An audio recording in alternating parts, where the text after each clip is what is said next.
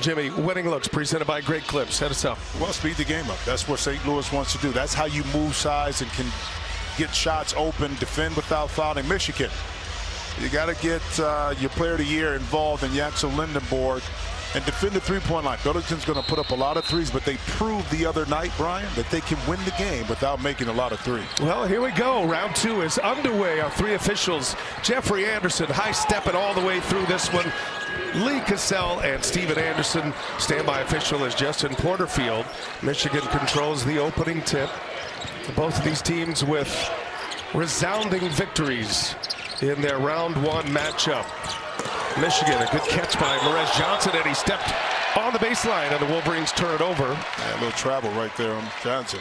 These two head coaches are very good friends. Dusty May, age 49, took a Florida Atlantic team to the Final Four back in 2023. He's hoping to do the same with the Michigan Wolverines now, as he is enjoying year two. He and Josh Schertz have a great history together. Allie's going to get into that a little bit later. Inside, scoring the first bucket of the game is Deion Brown. He picks up right where he left off. I tell you what, Deion Brown was superb the other evening, whether it was slashing to the basket, beating his initial defender off the dribble, finishing at the rim. I know he's happy with that start, seeing the first two hit the bottom of the net. Brown hasn't missed a basket yet. He's 10 for 10. 9 for 9 in round one against Georgia, all inside. Here's Cano, three-point shooter now, and he laces one to put the Wolverines on the board. Well, if Elliot Cadeau and Burnett hit threes early, think about the space it provides Johnson and Mara inside. Oh, Brown nails a three, didn't have one against Georgia. He's 2 for 2 to start the day. And you'll see a lot of similarities offensively with these two teams. Lindenborg inside, now he's in the book. That is the Big Ten Player of the Year, first team All-America.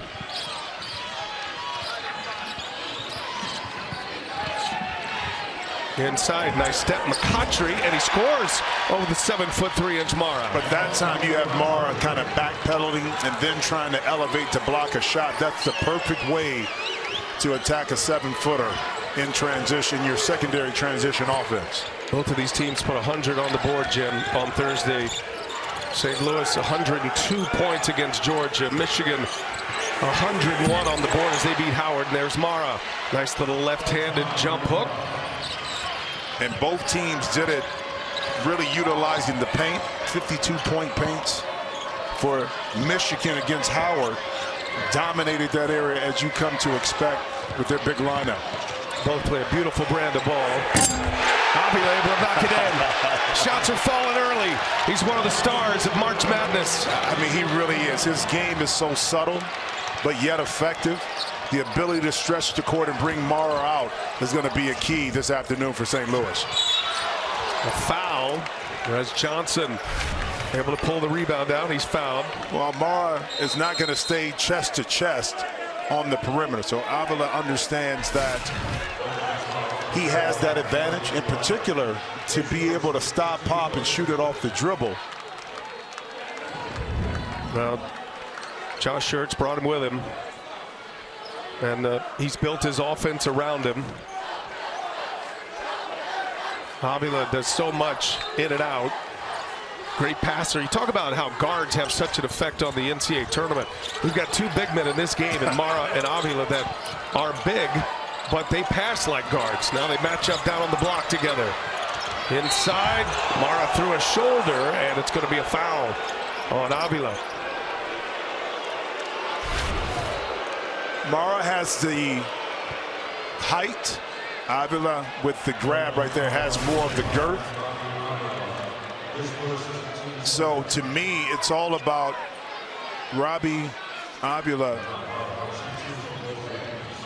rooting Mara out of the post a little bit more, because Mara's not going to be able to back him down.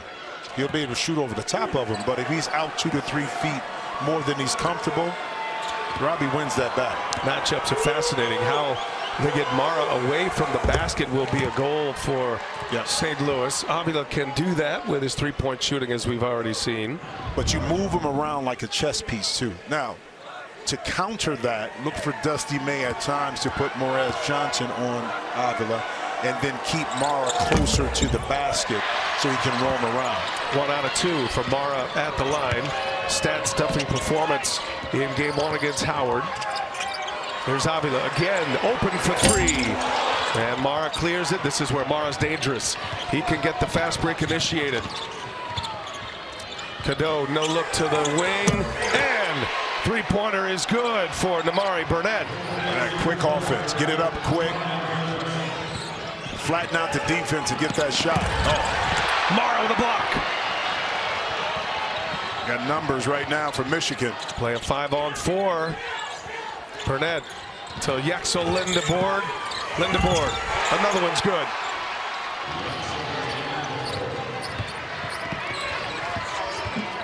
Quick 6-0 burst by the Wolverines.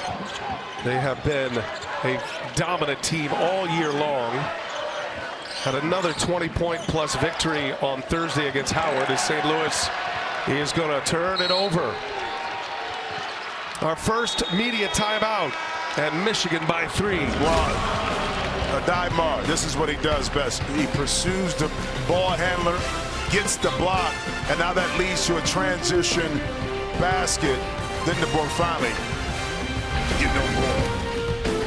First round coverage of the NCAA Division I Women's Basketball Championship continues today on ABC and the ESPN family of networks. For more information on game times and listings, go to NCAA.com as we welcome in the third member of our team, Allie LaForce. Hi, Allie. So good to have you back, Brian. Well, imagine finding out your NCAA tournament opponent and then finding out that they know everything about you and everything about your team. That was the case when Dusty May watched St. Louis beat Georgia Thursday night. Coach Schertz is one of Dusty's and May's best friends. But more relevantly, he is a man that he shares all of his basketball thoughts and schemes with. Coach May told me yesterday that Schertz literally has all of his plays, his practice film, and knows all of his terminology. They met 8 years ago or so when Schertz had a player who went on to play for Dusty May. They speak multiple times a week, and Coach Schertz told me he's someone I can really lean on for advice. But the mutual respect here could not be higher. Hey, great stuff, Allie. You know, the difference is the height, size, and physicality that Michigan can put on the floor kind of outweighs how familiar you are, you know, with your opponent. So we're going to see how this thing plays out. Oh, there's a talent discrepancy for sure. As Morrow in for the skyhook, and offensive board. Cadeau aggressively attacks. He'll go to the line. Quentin Jones taking a shot, as did Robbie. He got hit too. He's had a couple of shots to the spectacles. Oh man, right there, inadvertent. Second foul here on Avila. And those are the ones that are tough on a player because you can't brace yourself for it. Oh, right here, he gets hit right to the glasses. Yeah, side of the head. Tell you what though, Jimmy, 2 fouls early on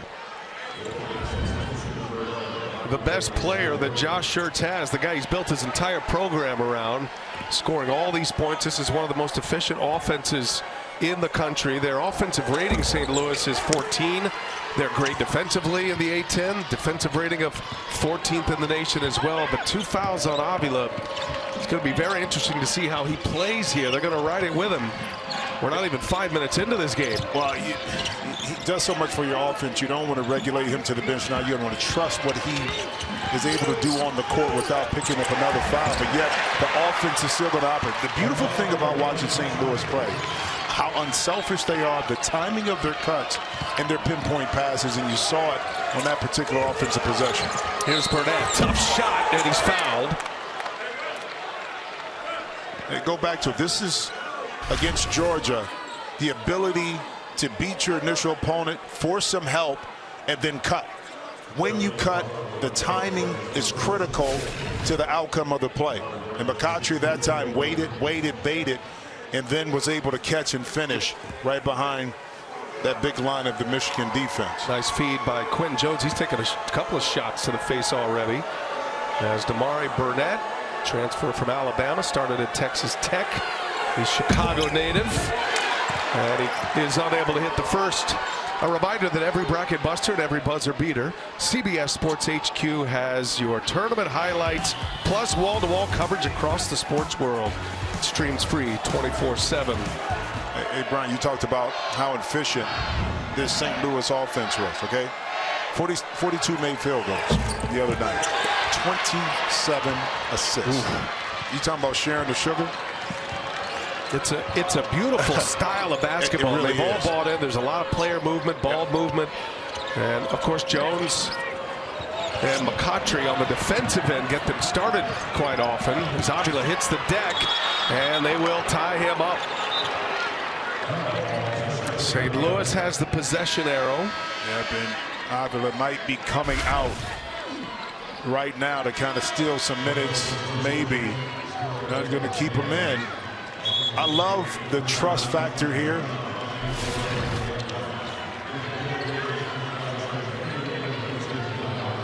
And Josh Hurst did the same thing with Deion Brown versus Georgia when he caught. Yeah, he picked up those 2 early fouls, kept them in the game.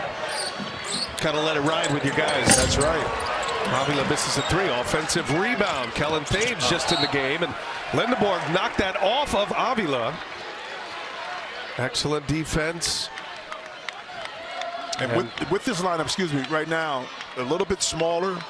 Again, for St. Louis, look for this high-low action between Lindeborg and also Mara inside. Got to attack Avila here. He's got 2 fouls. Yep. Mara goes to work. Turnaround jump hook is true. What a player he's developed into, Jimmy. From UCLA to where he's at now, was very reluctant to stick that big body in the post. I'm not saying that he's going to be Patrick Ewing down there, but he is so effective when he's aggressive. Avila's open again for 3, unable to connect. And the baseball pass. Oh, okay! The athletic big man. A dive. Mara, what a setup. Lindeborg with a bomb of a pass, and somehow Mara finished that. Highlight early for the Wolverines. 13-2 run from Michigan. Already up 8. Dunlap gives it right back. Avila returns a favor. Dunlap needed that. St. Louis. Big bucket off the bench. Yeah, very subtle. The pump fake brought enough time to get Dunlap that wide open 3. Dunlap hit 3 threes against Georgia. St. Louis set a program record for made 3-pointers. Their efficiency numbers off the charts, as Jimmy mentioned, because they make 3s and they score at the rim. An analytics dream. On the chase is Thames. He's fouled. St. Louis starting to churn a little bit here in Buffalo. Let's go back to the previous play. Let's not bury the lead here. Look at this pass. The pass first led Mara right to the basket. Okay, so old school Wes Unseld, little Kevin Love right there by Lindeborg. I mean, Wes Unseld's not making passes to 7-3 guys at the rim from he's not 70 feet. You know, Kevin Love took it to another level. Maybe we're seeing the progression of that with Lindeborg. That was amazing. The best to ever play the game are back for the milestone event. Light your torch for the biggest Survivor season ever. New CBS Wednesday at 8/7 Central, streaming on Paramount Plus. Talking about Mara at UCLA, it's one thing you got to give Dusty May credit for, and the Wolverines. They spent their money wisely on players who kind of fit. Some of them needed to be put in a little bit different system. Many of them have chips on the shoulder. Yep. So while they are big names now, and they've been rolling teams throughout the year, Michigan coming in at 32-3, 19-1 in the Big Ten. They got the right pieces here. It has been impressive to watch all year. Thames again on the attack. Sharma, good ball movement. Can't hit the 3. Roddy Gale back in his hometown, lost the handle. Sharma picked up by Yaxel Lindeborg.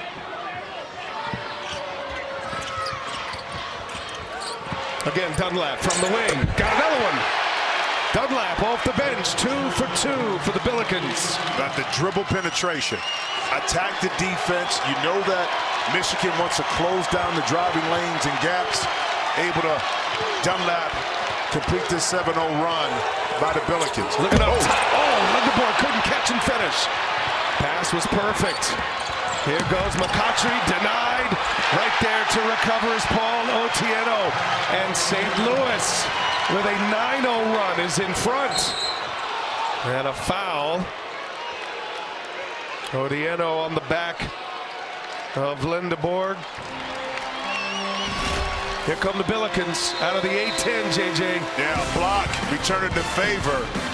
Able to pick up some loose change. Billikens up 1.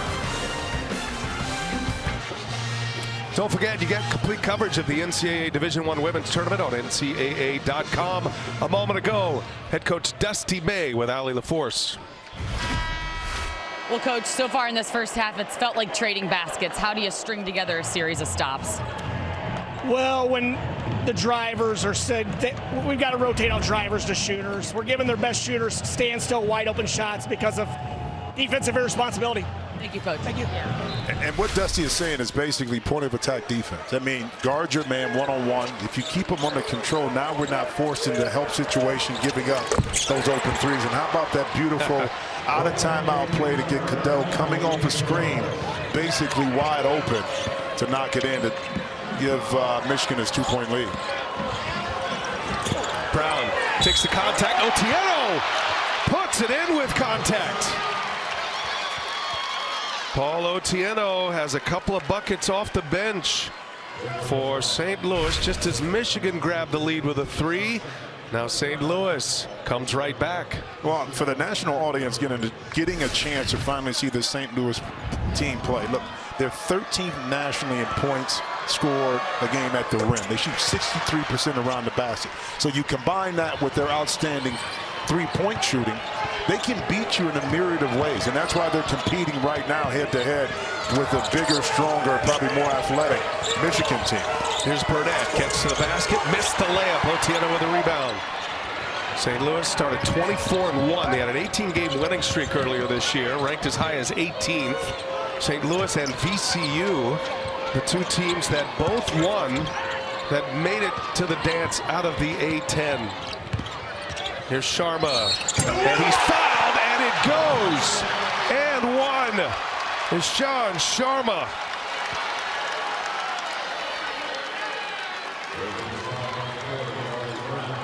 NBA, the ball moves so quick. And you're used to this. You worked in San Antonio.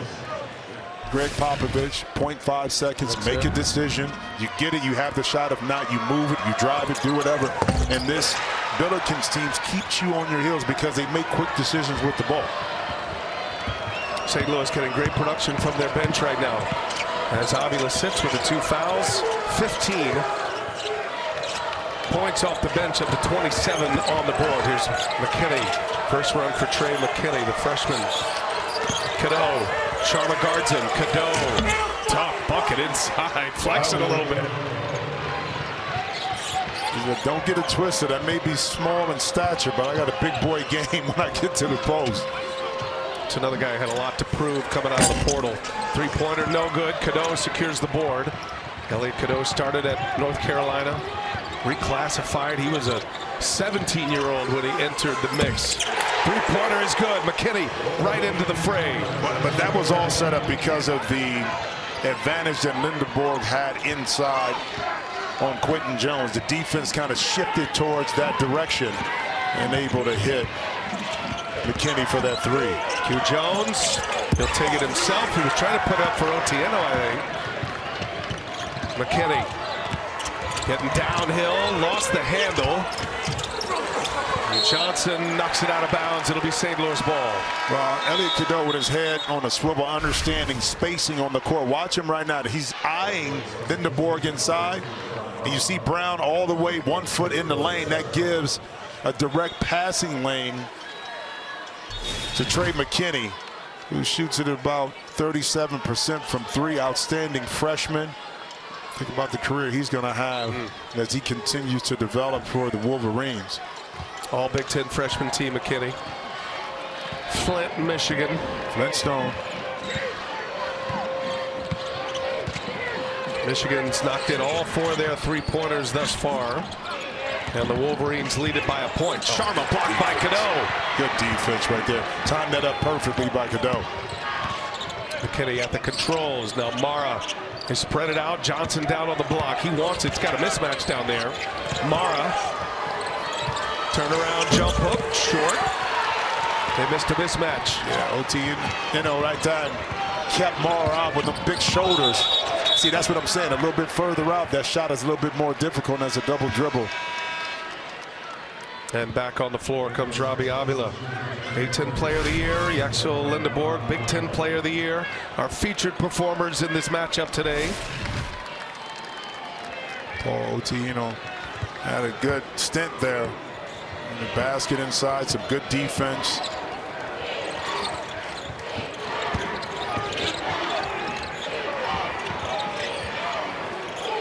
Cadeau, long 3. That one no good. First miss by Michigan from beyond the arc. Will Cheddar, first minutes on the floor. He tries it. Cheddar with a strong finish with the right hand.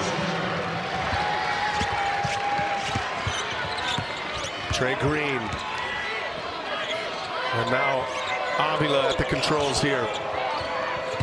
Michigan answering with a 7-0 run. McCoughtry stops Allen. Threes and scores at the rim. That's the name of the game for both of these programs. Highly efficient offensive teams.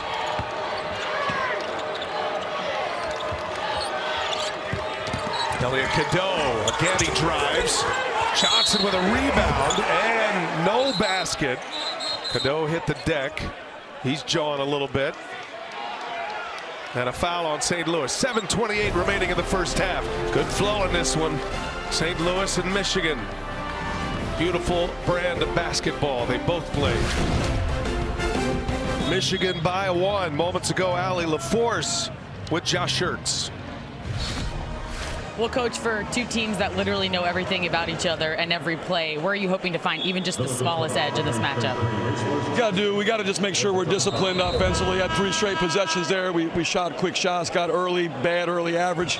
Got to make sure we're hunting great offensively, and we got to do a great job combating their size. We know what they do, but when you're doing it with guys that size, we got to do it with more physicality than we're doing it with on the defensive end. Thank you, Coach. Appreciate that. Exactly your point, Jimmy. He knows the personnel difference between these 2 teams, understands what they're trying to do, whereas Johnson will be at the line for 2 here. Josh Schertz was a high-level tennis player, grew up in New York, but spent his formative years playing tennis in Boca Raton, ended up going to Florida Atlantic, and that's where that connection really began with Dusty May. Dusty May, 6 years as the FAU head coach, and those 2 just got to know each other as Josh would go back home, and it is that efficiency brand of ball that they want to play. Analytically driven. Well, look at the numbers. I mean, it's a close game for a reason. They both mirror each other in a lot of these advanced offensive stats. Now, they may do it a little bit differently because the execution part on how, St. Louis gets the ball inside the paint is not typically a post-up compared to Michigan with Mara, but it's amazing to see these 2 programs, those 2 coaches, and how effective both are, and which one is going to win out this afternoon. Cadeau with a foul. If you're out there right now as a player, you're a big man, and you can pass it, you can shoot it, and you want to play in a spread offense, be part of the offense, not just be pinned down on the block. I mean, these are 2 coaches that you're looking for, and you see the results in the way Mara plays and certainly the way Avila plays. They have a lot of freedom in this offense. Well, the beautiful thing about college basketball is you still have it's still a place for a prototypical post-up player, but yet you can be a versatile big that can spread the floor, initiate the offense, and shoot threes. McCoughtry going into the trees, and Mara with another block. That was inevitable. Well, that's what Mara does because he closes up so much space. Even if he's not the initial defender, you're kind of looking around him or around to see where he's at. An excellent job of Mara being patient and not going for the multiple pump fakes. Late clock here, 6 to shoot. McCautry gets it back and count that one. Oh, that was close too. Mara's got 3 blocks, almost had his 4th. That was right on the precipice. And count that basket. That is one you can challenge. Oh no. Dusty May's taking a look. I think they're going to challenge this one. His video team. And let's see. Jeffrey Anderson's giving him a little time to make his mind up. Because you get one, okay, in college, and if you're successful, you retain it. Dusty is too close to call. He wants to keep that in his back pocket, probably understanding that this is going to be a really down-to-the-wire game, and you may want to have that. I like that move by Jeffrey Anderson, though. It's a big game, big moment. Gave him a chance. I saw Josh Schertz didn't like it. And a three-pointer from Cano. Josh Schertz didn't like it. Josh Schertz says, hey, make sure you do the same for me Exactly. if I need an extra decision. Some of these wise officials. Jeffrey Anderson, 7 Final Fours. He knows these are big decisions to make.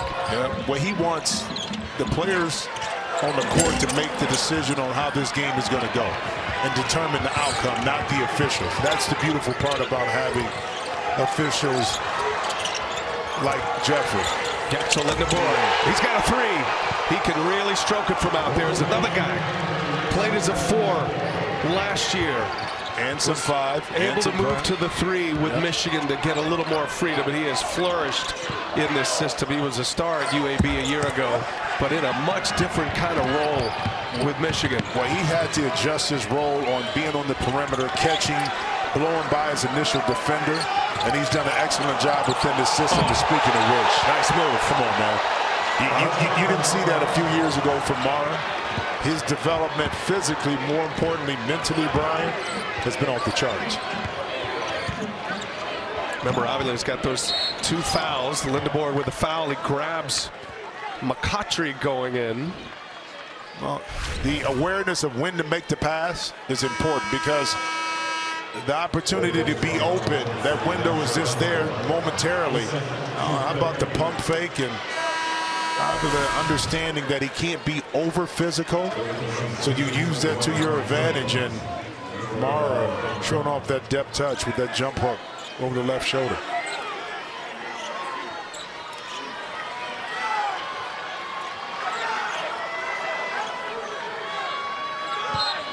Michigan on a 13-2 run right now. St. Louis has had a 17-4 run. 40-31. This, obviously, the old cliche, it's a game of runs. To me, Jimmy, the story of this game, how many runs is St. Louis going to be able to endure of the Wolverines? They've matched them thus far. Been 3 big ones. Well, the thing about it too, Brian, is that within these runs, you keep it in shouting distance, okay? Can you keep it under double digits? And where you're in a 3 or 4 possession game where 3, you know what I mean? Now, Michigan is starting to find their life, but they missed a layup, and now another chance to cut into this lead for the Billikens. Dunlap hit a couple of 3s coming off the bench. Obviously, with those 2 fouls, pulls Mara away from the basket here.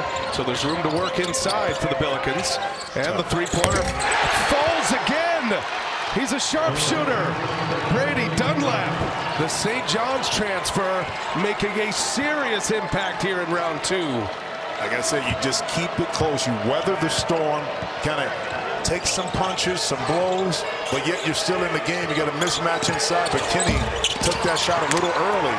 Long rebound out to Mara. Second chance here from Michigan. And there's another one inside. Johnson has him. And McKinney takes it himself. Play off 2 feet. Now you're able to utilize your pivot. Nice reverse spin. Nice soft touch off the glass. And he walked. That's Mara's presence. Trying to get a body on him. And turnover number 5 for the Billikens. When you're driving against Mara, you got to have a thought in mind. Okay, let me drive. Create a little space if I'm trying to get my shot off, but he's not going for a pump fake. I mean, he's 7 foot for a reason, okay? When he lifts his arms up, that's over 8 feet, so why go for a pump fake if you're Mara? That's part of his maturity as a player. Another miss 3 in a row on this end of the floor for Michigan. Jones. They find Dunlap. They found it. It's like 3 white jerseys around the BA. Thames out to Jones. Opportunity here for St. Louis with Marr on the bench. Trying to get inside. Now they go. Brown goes behind the head. Avila's got time here. Shot clock down to 1. He puts up and it's blocked. And what a stand by Michigan. They rise to their feet on that Michigan bench. Best defensive possession of this first half. Go back to what Dusty May said. He said, guard your position. We need better on-point defense. Prime example right there. Michigan shut it down.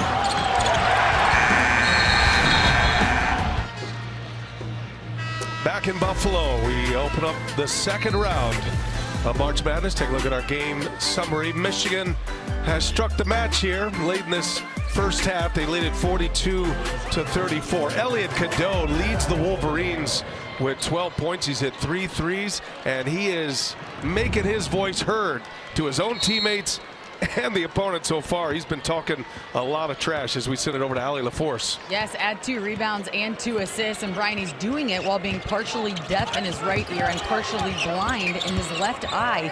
He told me he found out about his hearing when he was about 8 years old and the eyesight more recently after having 20/20 vision most of his life. He wears a contact to try to correct it. But here's the catch. He told me being partially deaf quiets his world. It helps him on the road in arenas like the one here today. He said it gives me a calm. So talk about turning what could have been seen as a disadvantage into a major advantage on this stage. Yeah, he knows no different, right? Born that way. Thank you, Allie. It's a phenomenal story of improvement. Remember at North Carolina, he was unwilling to shoot. He shot 37% from three-point range this year. Dusty May opened him up. He said, you're a good shooter. You just need to take open shots, shoot in rhythm. You'll find your way, and he did. Dunlap misses a 3. That's going to be a foul on this end of the floor. Otieno giving St. Louis some excellent minutes here in this first half. Well, with Cadeau, too, think about this.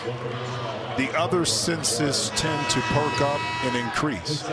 So that's what you're talking about. Is he's accustomed, he's used to it, but over time, he's adjusted. And I'm sure the ability for him to focus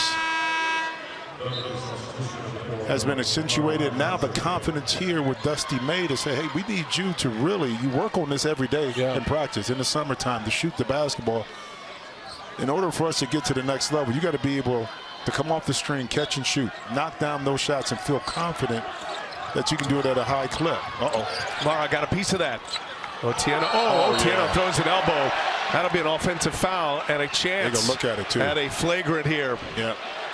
Otieno trying to back him off him, and he lands the elbow. Now, back in the day, you could clear space like that, you know, especially on rebounds. Right now, you can't do it. Now, that's in the chest. But because of the wind-up here, that maybe is what the officiating crew is looking at. Yes, there was contact. It wasn't above the neck area. Jeffrey Anderson, Lee Cassell, Steven Anderson talking it over. Is an offensive foul. That play is under review. You heard the voice of Jeffrey Anderson. Sometimes they talk about that as the cylinder foul, as the defender in the cylinder of the offensive player. And you do have rights to some territory for each player. So that's what they're looking at. Yeah, but I think what outweighs the cylinder part is the wind up with the elbow and the clear. That part of it is what's in question. It's automatic flagrant 1 if it's above the neck. Let's bring in Gene Steratore. What do you see here, Gene? BA, when we talk about cylinder now, and if you watch where Burnett is, if you defend from the side or from the back, we don't have that space for freedom of movement. So he's good cylinder-wise. I think right now Otieno is, when he's moving, as JJ said, I don't like the speed. I don't like the words excessive right now. I think they apply. So I think he's moving that a little more than normal. The only thing he has in his advantage right now is it's more of a shoulder, upper bicep, and not a legitimate kind of elbow. But I still think there's excessive in there. I still feel like there's some unnecessary. We have an overturn on the foul. It's a cylinder foul on 4 white. It will be 1-1 for St. Louis. Oh. Interesting. That one, fellas, I'd say I disagree with because he's defending from the side. And from the side, I don't have to give him that freedom of movement space. So I'm gonna have to respectfully disagree with that. I think an offensive foul potential flagrant would have been the way I would have went. I'll tell you, that's a shock to the crowd here. And for us, thank you, Gene. Good stuff there. To have this overturned.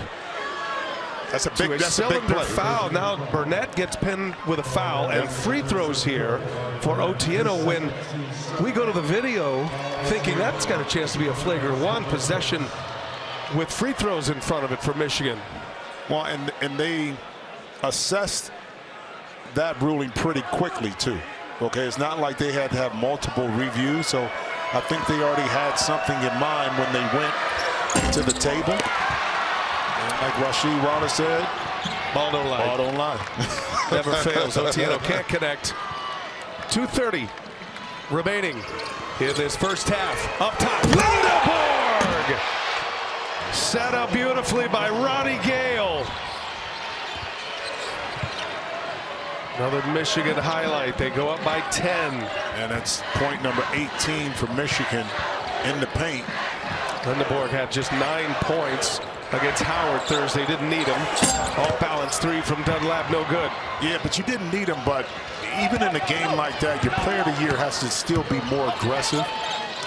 Not that he has to shoot all the time, but you have to force a defense to have to respect that you're going to be able to do something. And speaking about respect, well, let's go back to by lifting Mara up, the backside is open, and you got to make a decision. Am I going over or under? Trying to get in between that screen. You have no rotational help because if you look to the left of the screen, Dunlap is in the corner.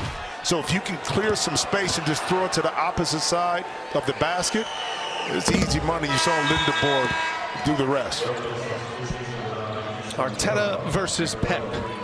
Arsenal taking on Man City. 2 heavyweights. Only 1 trophy to be won at the Carabao Cup final.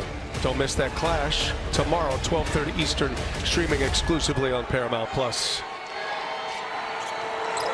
Daimara can't hit the second, and it's a scrum for it. Gale comes out of the pack. He's immediately fouled. Foul's going to belong to Thames. And Michigan with free throws here. The Billikens had it surrounded. Yeah, and these are the kind of turnovers right here, momentum. When you need it to kind of stem the tide of your opponent, you need to grab that at all costs. Because now it costs you potentially 2 more points, gets you down by 13, a tough hill to climb. And you want to have some kind of momentum as you head into halftime for the Billikens. Those are the plays you got to convert. And now you got away with just getting a point added to this lead by Michigan.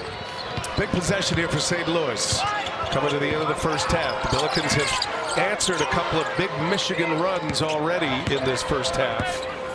Avila playing with those 2 fouls. Avila back in the game. Got the matchup he wants. Mara comes to show. McCautry off the glass. Went high with the arch. Yeah, he had no choice. If Mara recovered quickly, McCautry able to hit that horse shot right in the middle of the lane. And you know the team from St. Louis has the arch shot down. Steal, Sharma. That was a good one, bro.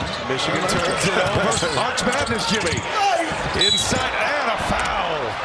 Kellen Thames goes aggressive. Yeah, there's a first weekend pod in St. Louis. Speaking of Arch Madness, they had some bangers yesterday, but that was some shot by Amari McCautry. What you have to do with a wingspan about 8 feet staring at you.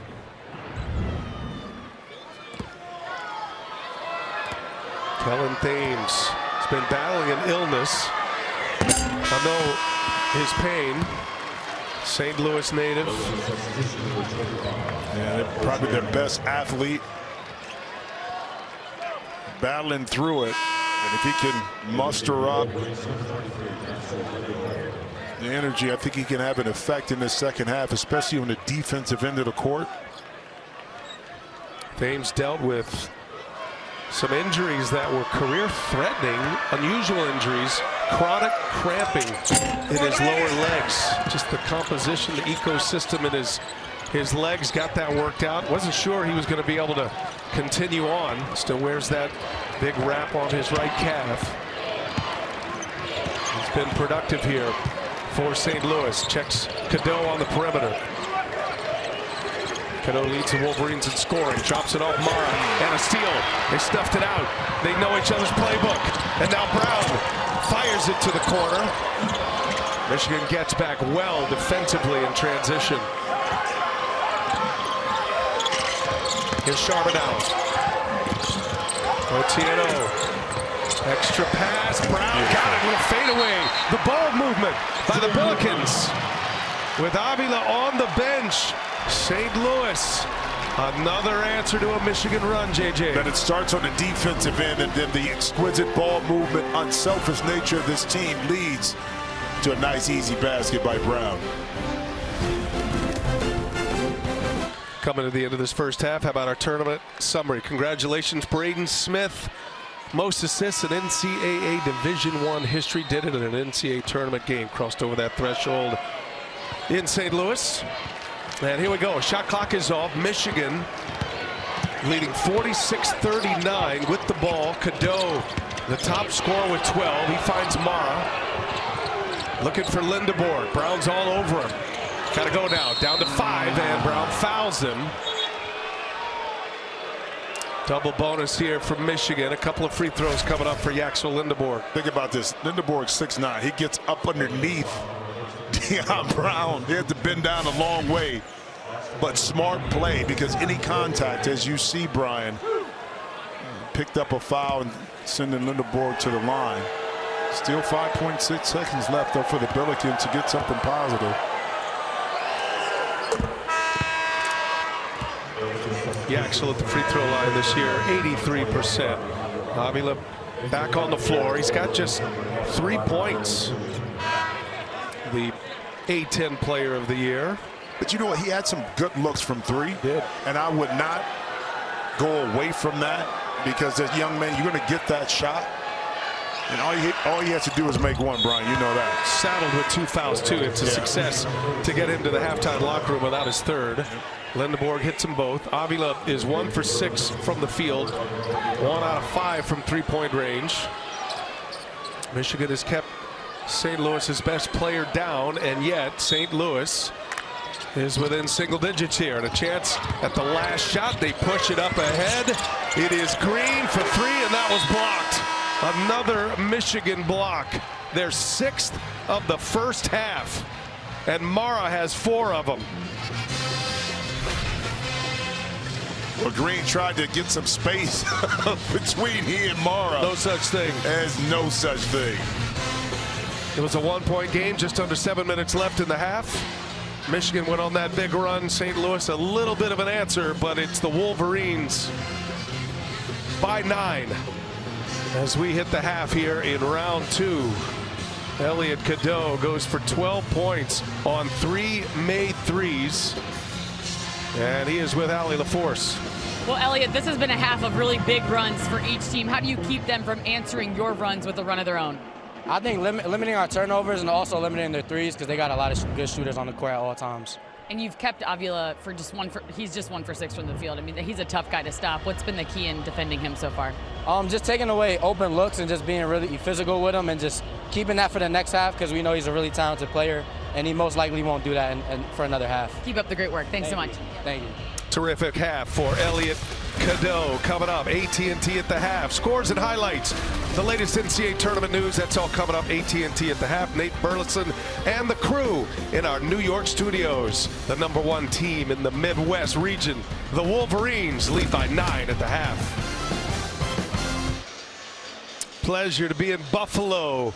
KeyBank Center, home of the Sabres, and home to the opening weekend of the NCAA tournament. Brian Anderson, Jim Jackson. What do you see in the first half stats there, Jimmy? Brought to you by Coca-Cola. Well, it's the rebounding assist, but it's the points in the paint. Field goal percentage to me is important, but it's 3-point shooting for Michigan. How about the bench points for the Billikens? Yeah, they're in it. Michigan in the lead. Let's hear from Allie LaForce a moment ago with Amari McCautry.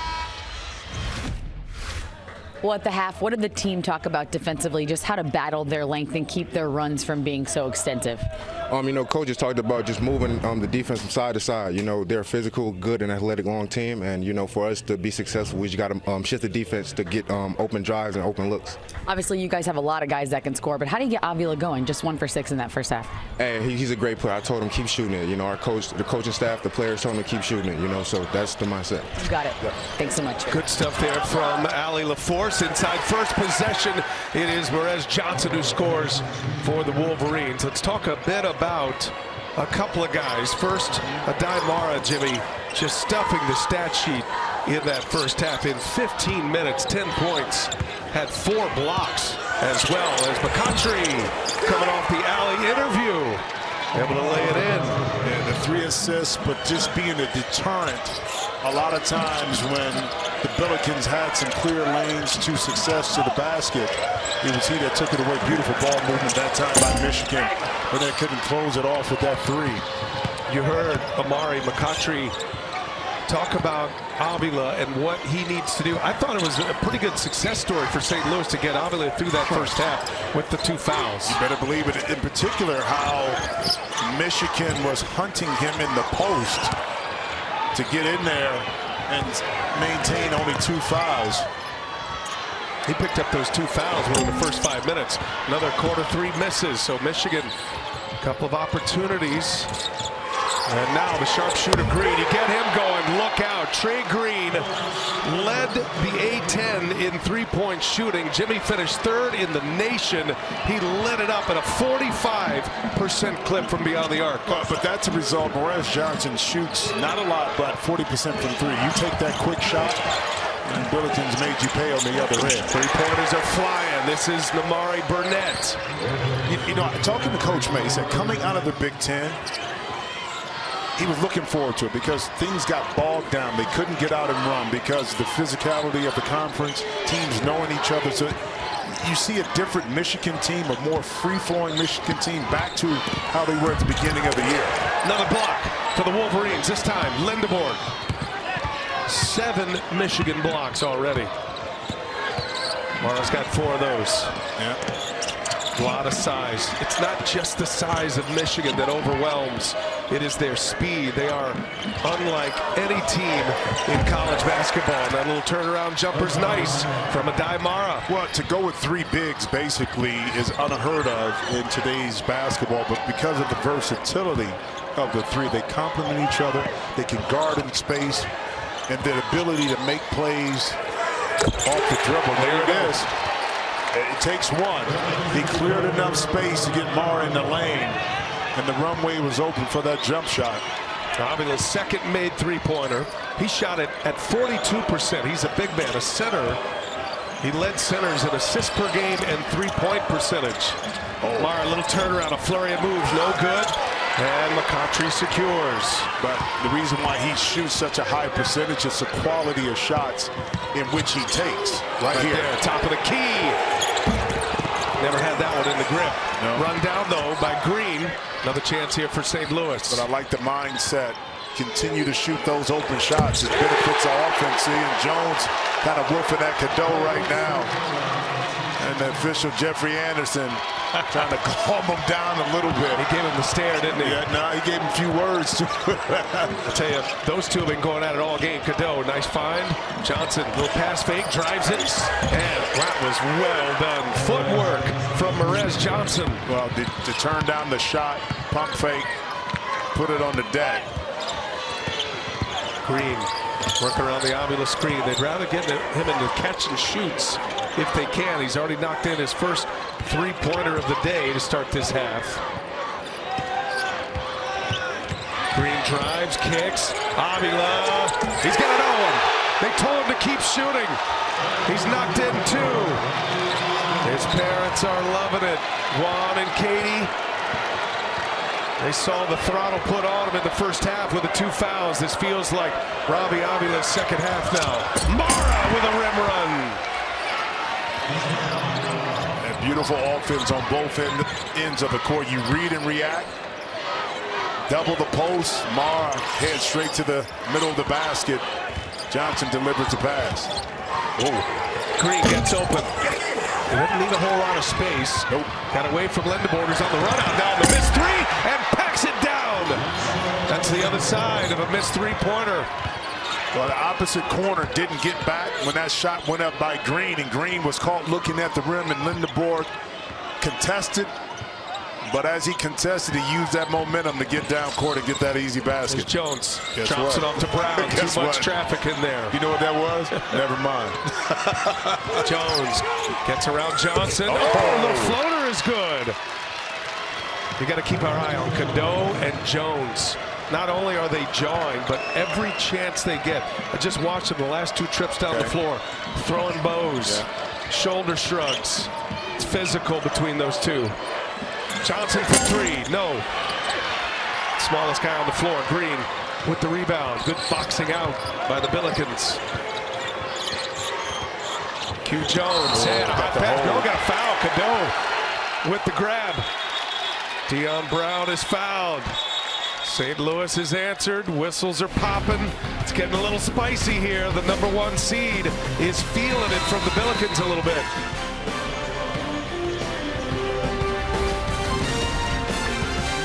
Robbie Avila, the man with many nicknames, one for each occasion. Which one do you like now for him in the second half? Well, the second half, it got to be Steph Blurry. It just got to be, because despite going 0 for 5 in the first half, the confidence is still there. His teammates said, listen, you got us this far because of your shooting and passing. You better not stop shooting now. When you're open, let that thing fly, and he hasn't disappointed 2 for 3 here in the second half. Steph Blurry. I love it, with the signature specs. Over to Allie LaForce. Well, see, Coach would have to disagree. He told us that his personal favorite is Milk Chamberlain out of all the options. I like Slew Alcindor. Yeah. His favorite, though, is Rob Wave. Yeah. The rapper Rod Wave is one of his favorites. That's where he got that. St. Louis with the ball. Big possession. Avila goes to the basket. Missed it with a left hand. Lindenborg, a lot of size in there. Normally, Avila finishes those no problem. 61-55, the #1 seed, the Michigan Wolverines. 3rd overall #1 seed. They're trying to get to Chicago in the Sweet 16. That's going to be a travel. Trying to pin that 3rd foul on Avila, and Johnson walks with it. Well, but because Robbie didn't pick up his 3rd foul, he can be more aggressive. He can provide more force right here. Take these bumps, kind of hit back, knowing he probably has one to give, and that allowed him to create that physical contact, which led to that turnover. Jimmy, you said you like Josh Shirt sticking with Avila, even with the 2 fouls in that first half, just for what he brings on the floor. That's right, because he's still a threat on the floor. He still can activate your offense, and I loved how he got him out with about 3.5 minutes left, gave him a break and put him back in to finish the half. Brown misses the jumper. Mara on the bench right now for Michigan. Here's McKinney now for 3. Got it. Smooth looking stroke from the freshman from Flint. I tell you what, the bench is playing a critical role here for both teams. Being able to come in and provide some assistance, not just from the defensive end, but hitting shots.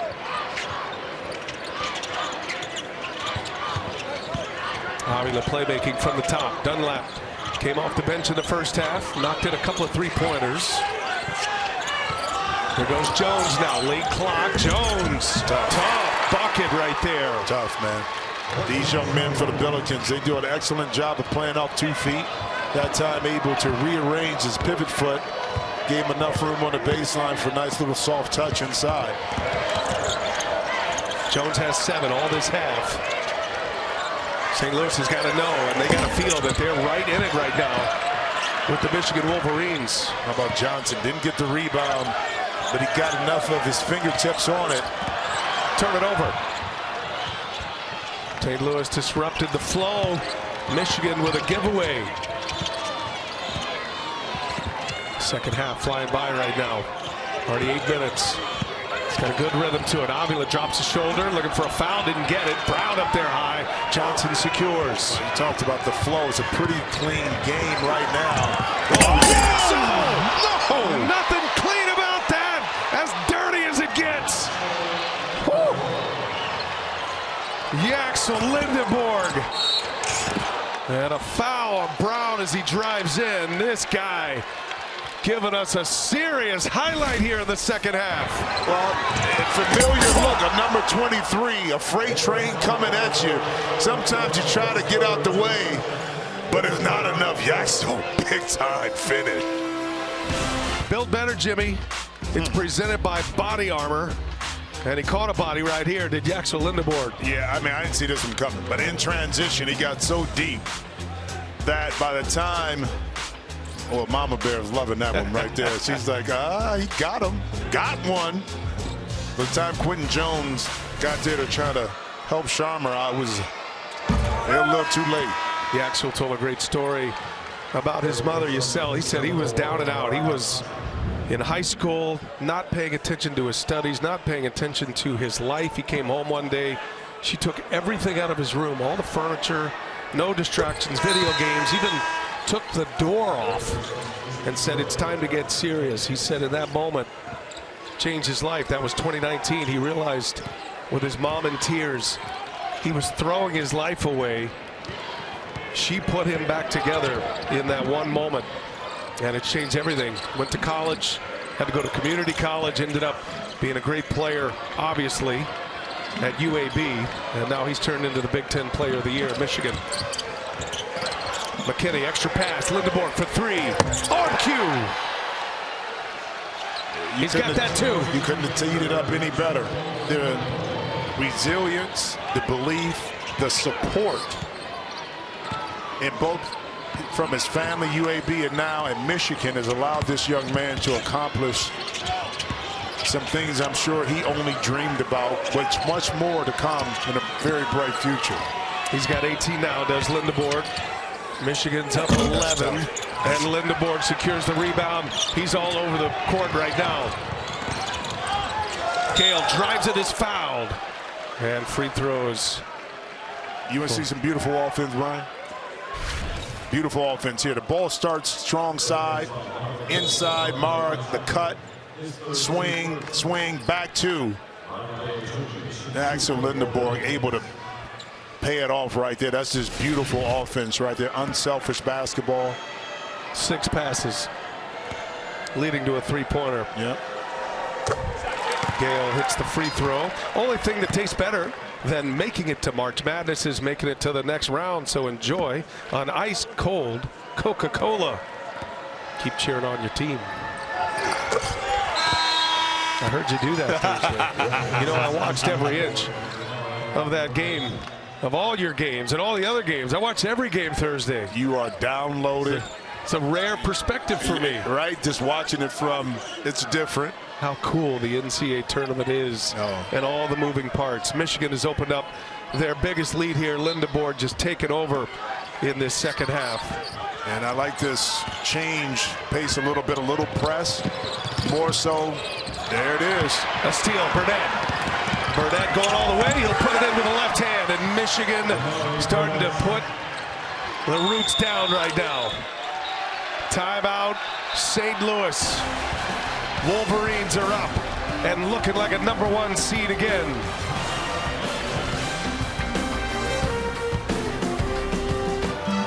All right, Jimmy, winning looks presented by Great Clips. Well, speed up the game, 4 fast break points, but pace can also be determined in your half court, how quickly you can shift and move. I think Michigan's doing a really good job of taking that, defend without fouling. But look, Lindenborg bounced back. Now, the three-point line for the Billikens is still right around 40%, but not getting a lot of the cleaner looks volume that they normally would get. But again, they won the game, you know, against Georgia without really being efficient from the three-point line. Yaxel, 25 minutes, 18 points, 4 rebounds. Don't forget that 1 block. Big possession for St. Louis. Halfway point of this second half. Michigan on a 7-0 run. They've opened up their biggest lead at 73-58. And notice who's guarding Robbie that time. Is Lindenborg. Here's Sharma, catch and shoot, and he buries a 3. They needed that in a big way. Well, when you can shoot from deep behind the three-point line, that pass and return You're going to find yourself with some space. You just got to step up there just like Sharma did and knock it in. Lindeborg taking over the second half. He's got Odieno on him, and a foul. Paul Odieno thought he had all ball. Oh, Odieno that time thought he was right there. But like Lindeborg right now has a little momentum going, kind of forced this in. We look at the bump. I think it's the arm, the first initial right here, the left arm. It's not the right. It's the left that reached down, where I think the officials got the infraction. First team AP All-America. Yaxel Lindeborg, Big Ten Player of the Year. My partner Jim Jackson, one of 3 Big Ten players in history to win it twice. Yaxel, one of 6 Wolverines to win the award, the first since Nick Stauskas won it as a sophomore back in the 2013-2014 season. This was another list you were part of, Jimmy, the All-American team. And for Yaxel Lindeborg to come up from UAB to this level to play the 3, a lot more movement and freedom in his game, and to have this kind of success, it says a lot about a guy's development. Well, it says a lot, too, because look at his scoring average compared to the other 4 gentlemen on that list. Okay, he's at 14.4 points, but it says a lot about his impact on the game, his team, and they're winning. So you put all of that together, that's why he's a first-team All-American, because his numbers compared to others are not going to jump out, but he's doing a lot more and winning a lot more with this Michigan team. Oh, one for the lob. It was denied, but a foul. The high flyer, Kellen Thames. As I mentioned, their best athlete. This is a beautiful set play. And Trey McKinney was ready for it, but his elevator just doesn't go as high as Thames, so he got a little bit more on the arm. Good foul, make him earn it from the line. Yep. And Thames will shoot it. James Thames shoots it at 65%, so see if he's able to make Michigan pay. Yeah. Cannot. CBS Monday from the team behind FBI comes the new series starring Tom Ellis and Nick Gelfus. 2 perspectives, 1 mission. CIA new CBS Monday, 9/8 Central, streaming on Paramount Plus. St. Louis just 5 of 10 from the free throw line. In a day where they need everything to go well, and Thames misses them both. Michigan up 14 in ball control mode now. Yeah, both teams doing a really good job. There's been some turnovers. It's like when you turn the ball over is critical. Only 7 for the Billikens, 6 for Michigan. Perez Johnson taking on all comers, and he's fouled. He took on the double team, spun away from it. Well, the challenge you have, too, is if you're going to double team, you can't allow Johnson or Mara to get deep post position, because at that point, the double team is going to be null and void, because they're going to be so deep in the paint that by the time the double team gets there, those individuals are probably already up into their shot. I think they had their choice who to call that foul on. They went with Avila, who's just picked up his third. No chance he's coming off the floor at this point. Got 9 minutes remaining in this game. And St. Louis getting all they want from Michigan right now as Johnson drops the first free throw. Jimmy, you think about Michigan, who went through the Big Ten tournament, beat Ohio State, beat Wisconsin. Lindeborg hit that game winner. They go all the way to Sunday, Championship Sunday at the Big Ten tournament. Last Sunday, lost to Purdue. Lindeborg rolls his ankle, had the quick turnaround. If they survive the weekend here in Buffalo, think about this. They have the early slot today. They don't play again until Friday in Chicago. So short travel combined with rest equals a fresh Michigan team. Sets up well for them. It sets up extremely well for them. Again, a lot of work to do here, because this St. Louis team can score in bunches. We've seen that. Going up top, and it's Mara who sets up Perez Johnson, another Michigan highlight. Thames. Oh, he did! Thames with a poster on the 7'3" Mara. Three-pointer, no good. And a foul. It's going to stay on this side of the floor. Foul belongs to Brady Dunlap of St. Louis. Well, let's give the people what they want, which is replays. That's a beautiful pass right there. It did. I told you, Thames is 6'6", but he's the high flyer. And by cocking it back, watch this pass. Just kind of like this, throw it over the top. Johnson, Perez, you go get it. I mean, Kellen Thames is going to remember that, regardless of the outcome of this game, for the rest of his life. What a highlight to dunk on a guy at 7'3". Mara again dumps it down to Johnson. Lindenborg back on the floor. 8 minutes to go in regulation here. Michigan in control. Johnson. And it's blocked. Avila may have gotten away with a little arm, but good help that time. Ball moves. Avila, no. Michigan secures the rebound. But I love the mindset by Dusty May is we're going to exploit the post in our matchups, but we're not going just directly to the post. We're going to shift to the post. We're going to shift the defense and then get our bigs deeper post position like that right there. That's the difference. You can get paint points in a number of different ways and utilize your size, but you just don't want to come down, post a guy up. It's easy to defend that way. When you shift the defense, you get layups. A strip by Cadeau. And it'll be a held ball. Possession arrow belongs to St. Louis.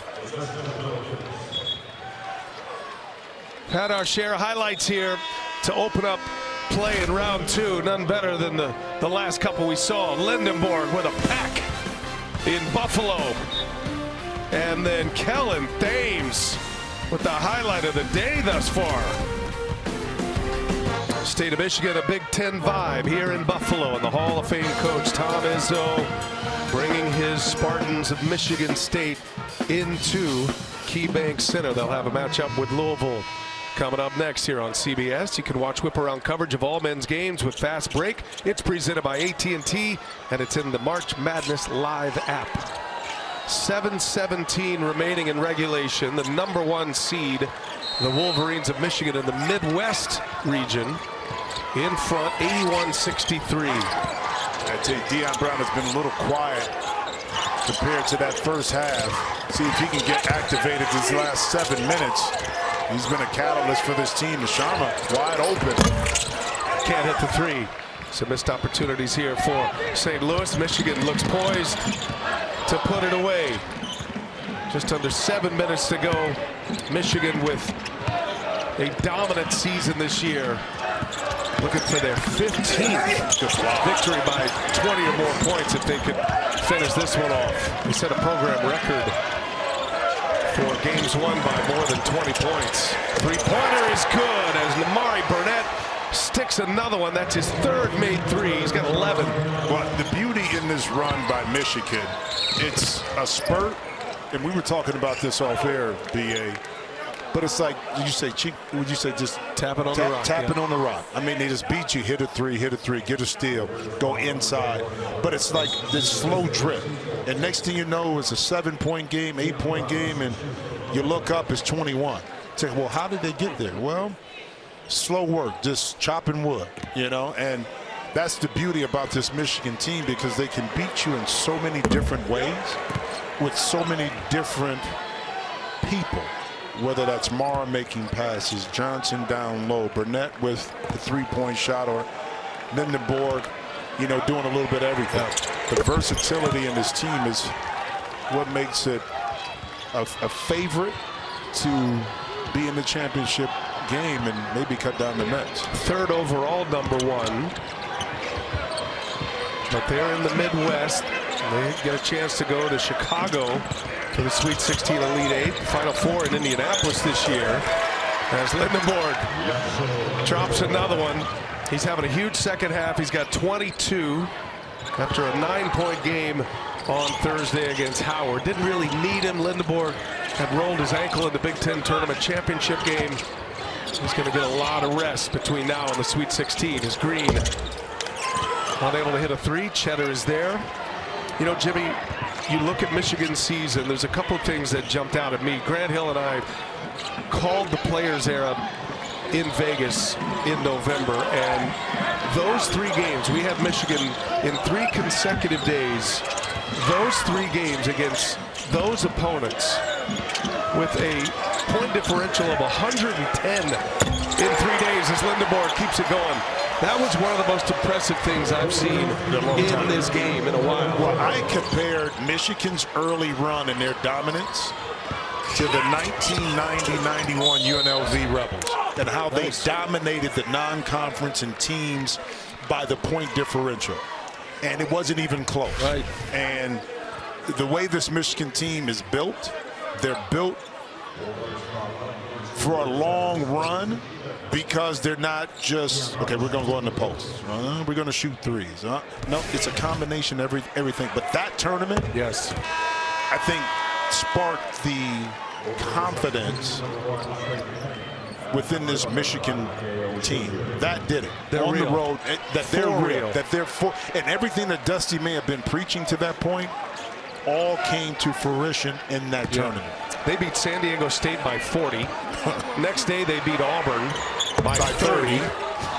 Next day, they beat Gonzaga by 40. Worst defeat in Mark Few's history as a head coach.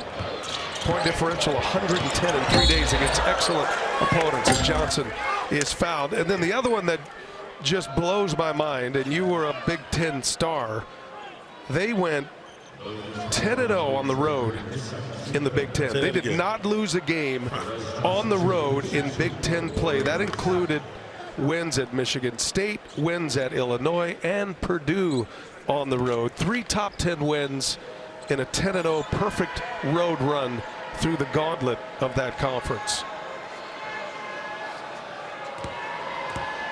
Michigan poised to notch their 33rd victory here today. 32-3 with 19-1 in conference play. You can watch every men's game live on your computer, phone, tablet, or streaming device with NCAA March Madness Live. Download now to stay up to date on all the action. Well, you know, the numbers don't always tell the tale of the tape, but with this Michigan team, it's about accurate. You're talking about a team that shoots 51% overall, okay? 36 from 3. They shoot 75 from the free throw line, so they still win when they get to the line. 18.5 assists, 19, so they don't really turn it over at about 12. So the metrics, we saw it early. Brown got away with a travel.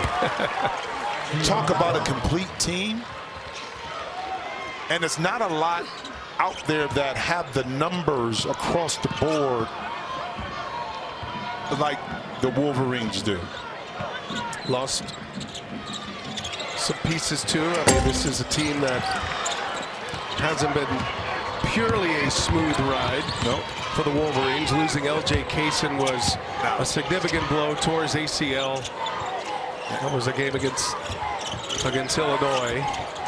And that may come as they advance because he's the secondary ball handler, especially on that second unit that, you know, really ran the offense. You don't have that now. So, and I know that coaches, as you get deeper into March, you streamline your lineup a little bit more. Your top players play more minutes, but you got to sneak some time for Cadeau to step out and get some rest, and that's where LJ really played a huge role. Extra pass to Lindenborg, hot hand, can't hit. Johnson secures the offensive rebound, and Michigan content to burn some clock here. Up top, denied by Jones. Don't forget, we got Michigan State and Louisville coming up next as we kick off round 2. Sharma for 3, and Cadeau with a rebound. St. Louis, it's going to come to an end here against the top seed in the Midwest, but St. Louis, a phenomenal year. They'll finish at 29-6. They went 15-3 in the A-10. Shared it with VCU. VCU will become the last A-10 team standing. St. Louis gets the steal. Sharma lays it in.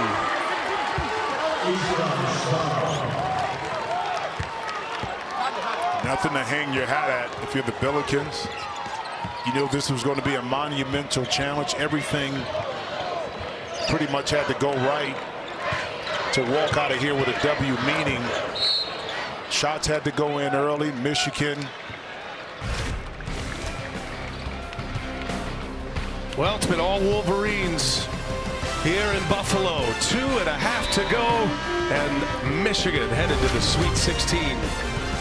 All Michigan here in the second half, looking like the #1 seed, up 20 with 2.5 to go. Brian Anderson with Jim Jackson, and you see the Michigan Wolverines total control here, Jimmy, and this team looks poised going into the Sweet 16. Well, they are, and they're meant for it. And speaking of poised, good to have you back, my friend. I know there's a little struggle the last couple of days, but glad to have. Oh, excuse me. Cut that off. Thanks to Jason Benetti. Certainly upgraded his partner with Sarah Kustok. I want to thank Jason. Thanks, Jimmy, by the way. I appreciate that. It was a thrill watching you guys, and it's a helpless feeling when there's no voice there. And thanks for enduring it on Tuesday with Dick Vitale and Charles Barkley at the first four, and just couldn't go. And I tell you, Jason Benetti, there are a number of people who could have stepped in and done that job. There are very few who could have stepped in and done it as well as the great Jason Benetti, a trusted friend of mine. I want to thank Rick Cordella of NBC and Mike Eby of Westwood One as well for making that happen. As oh man, look at this right here, man. Out of the game, and his career is coming to an end. He's going to finish just shy of 2,000 career points. He needed 19 today. He will exit with 9. And his proud parents, Juan and Katie, have seen a real legend. First at Indiana State and now at St. Louis. What a great player and what a great character in this game. Well, it travels well because the success that he was able to help Indiana State achieve traveled along with him. And not saying that St. Louis, that university known for basketball, didn't have success, but he brought a little something different with him. He and Josh Schertz. And it's hard to say you've been a program changer at 2 locations. Yeah. Well, you know, in today's world, because of the transfer portal, you know, it may be that way, but his is special, and I know it hurts right now, but the further you get away from it, the more you appreciate the time and the values that you spent with your teammates. Thames picks a pocket. You know he's ready to dunk, and that one is denied. Well, you think about St. Louis and what they did Thursday, blowing out a team from the SEC, the Georgia Bulldogs. Beat them by 25. An emphatic win. Put a stake in the ground that the mid-majors certainly belong. They have a place in this tournament. We've already seen it in the first round. Yeah. High point. And St. Louis, their road's going to come to an end, but they're never going to forget that win on Thursday against Georgia. And you know what, it'd be interesting to see how much momentum Josh Schertz and his university gets from this showing, as far as being able to tap into the transfer portal, get guys to come in. The system works. The system works. You need a little bit more size to complement the guards. You have that. Now, the interesting part is with Robbie Avila leaving, he was instrumental in how this offense ran, Indiana State and St. Louis. Can you find another big that can facilitate like that? If not, how do you reconstruct your offense so you're still an effective basketball team? It's tough on the mid-majors because the big schools, they're picking you apart. It's a reset every year for everyone right now. Josh Schertz got his first NCAA tournament win, and he can take that one into the offseason. Charlie May is on the floor for the Wolverines, son of the coach, as is Malik Cordell. There's Charlie. Oscar Goodman getting some minutes here. These guys have actually played a lot this year with all the blowout wins. You got an and one from Oscar the Great. You've been waiting to say that, right?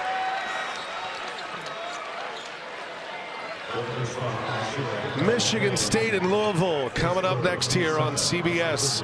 And they too, whoever survives, will have that extra day of rest. That particular region in the east, as we switch from the Midwest to the east here in Buffalo, is in Washington, D.C. They do not start until Friday. So Michigan State, Louisville coming up next as Michigan's going to put this one away. Maybe the last possession of the year for St. Louis. And Oscar with a block.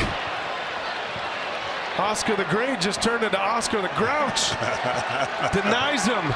And that'll take us to the finish line. And these great friends embrace Dusty May and Josh Schertz. And the Michigan Wolverines are headed to the Sweet 16. Win number 33 ties a school record. Dusty May, first Michigan coach to reach the Sweet 16 in each of his first 2 seasons. More coming up from Buffalo in a moment. Michigan advances. They'll take on the winner of Texas Tech and Alabama. You can watch that one on TBS from Tampa.